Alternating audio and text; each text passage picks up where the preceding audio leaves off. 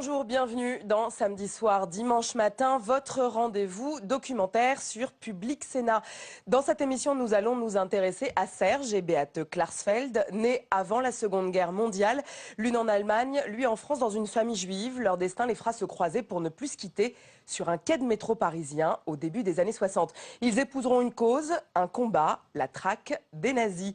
Mais d'abord, direction Bure, petit village d'une centaine d'habitants entre le département de la Haute-Marne et de la Meuse. Depuis des années, cette région se déchire autour d'un projet d'enfouissement de déchets nucléaires appelé CIGEO. Prévu pour 150 ans, celui-ci doit accueillir 80 000 mètres cubes de déchets radioactifs, fruit de plusieurs dizaines d'années d'exploitation de réacteurs nucléaires français, et provoque colère et incompréhension d'une partie des habitants qui redoutent pour leur sécurité.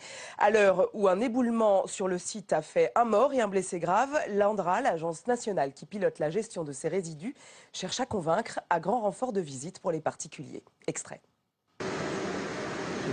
C'est trop bien fait, moi je trouve. C'est bien fait. C'est un laboratoire, ils essayent de faire ça correctement pour faire un centre expérimental, quoi. Ouais. De toute façon, il faut bien les mettre quelque part, les déchets. Il y a des déchets radioactifs, ils sont en surface, autant les mettre au sol, enfouis à 500 mètres sous terre, je pense, quoi. Bonjour Dominique Hannequin. Bonjour. C'est vous qui avez réalisé ce documentaire sur ce projet de Bure dont on entend parler depuis plusieurs années sans trop savoir finalement de quoi il en retourne. Pourquoi est-ce que vous vous êtes intéressé à ce projet ?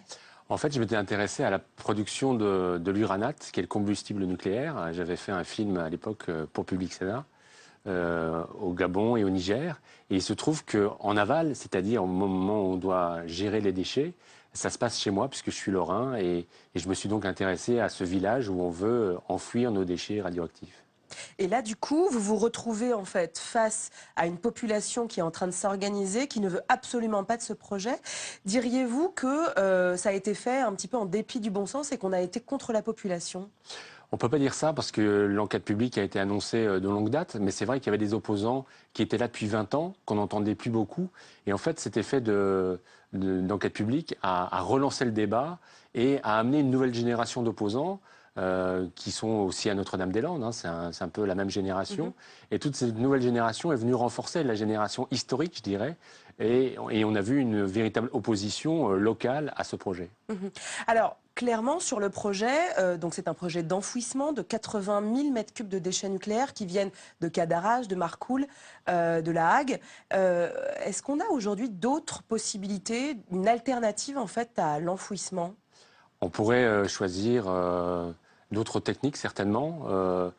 On a choisi l'enfouissement, c'est peut-être une façon beaucoup plus radicale de gérer ce problème de déchets, mais on pourrait trouver des systèmes qui soient semi-enterrés, par exemple, et qui nous permettent peut-être d'attendre, de voir si la science, demain, ne peut pas trouver une solution pour ces déchets ou les retraiter d'une autre manière. Ouais.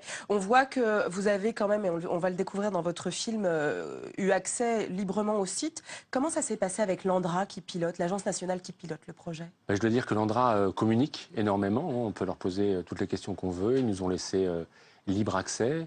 Et puis après, bien évidemment, nous, dans l'enquête, on s'est posé pas mal de questions. On est allé voir d'autres personnes qui n'ont pas forcément la même vision, qui n'ont pas cette vision très optimiste des choses. Je dirais que l'ANDRA vend une solution optimiste et sans souci pour l'avenir.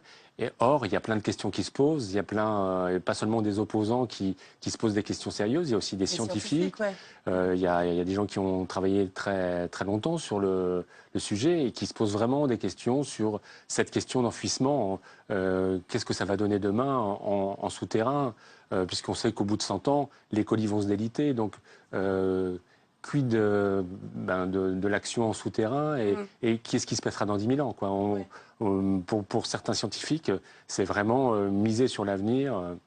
Oui, vous parlez de prédiction. Certains parlent de prédiction dans votre documentaire. Exactement. Mais on va le découvrir. Comment est-ce que l'ANDRA a perçu le film, du coup ? Il faudrait leur poser la question. Ils seront en plateau tout à l'heure, voilà. je leur poserai. Et du coup, c'est un sujet quand même qui est extrêmement aride, un peu complexe. Quelle a été la principale difficulté pour justement rendre un petit peu le sujet pédagogique et... C'est vrai que c'est difficile, donc on essaie d'expliquer des choses un peu scientifiques, un peu obtus, un peu difficiles. Enfin, ce sont des déchets nucléaires qui vont avoir une vie longue. c'est très compliqué à faire comprendre au plus grand nombre. Mais j'ai envie de dire aux gens qui regardent ce film, vous êtes des citoyens, on est en train de vous vendre un projet pour les 100 000 ans qui viennent, donc pour votre génération et pour X générations futures. Donc en tant que citoyen, essayez de réfléchir, de regarder ce film parce qu'il vous concerne et il concerne vraiment votre avenir. Et de fait, vous avez tourné ce film en 2013. Depuis, qu'est-ce qu'est devenu le projet CIGEO? Où est-ce qu'on en est? Le projet CIGEO avance, puisque donc, il y a un projet de loi qu'on a essayé de faire passer plusieurs fois sous forme d'amendement.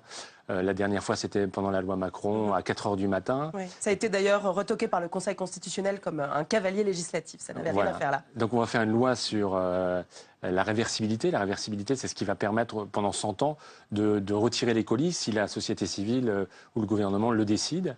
Et donc, une fois qu'on aura voté cette loi, en fait, c'est le véritable feu vert pour le projet CIGEO. Cette loi doit être votée au premier semestre 2016.